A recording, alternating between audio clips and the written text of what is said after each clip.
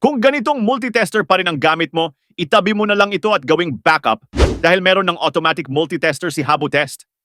Kung dito ay mano-mano mong siniselect ang measurement modes or functions, dito sa Habotest ay automatic detection na ito kung anong measurement modes or functions ang tinetest mo. Siya na bahalang mag-adjust. Wala nang pihit-pihit pa. Subukan natin ito sa battery.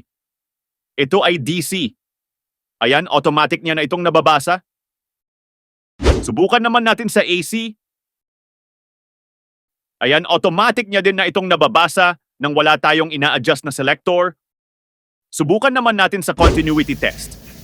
Ayan, tumutunog ito kung merong complete path para sa current flow.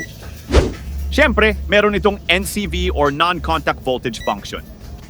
Ito yung function na kung saan kahit hindi na natin gamitin ang probes or kahit walang direct contact sa conductor, ay mache-check natin kung merong flow of voltage sa isang conductor.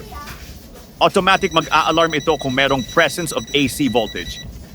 Naka-backlight na rin ang kanyang screen para mas madaling makita kung sakaling madilim. At mayroon itong built-in flashlight sa likod. Kayang-kaya nitong mag-measure ng both AC and DC voltage from 0.8 to 600 volts. Kayang-kaya niya ding mag-test ng resistance up to 600 kiloohms. At syempre, gumagamit lang ito ng dalawang AAA battery. Bagay na bagay ito lalo na sa mga beginner dahil napaka-user-friendly. Napaka-handy din nito dahil sa kanyang cute size. Don't forget to follow for more.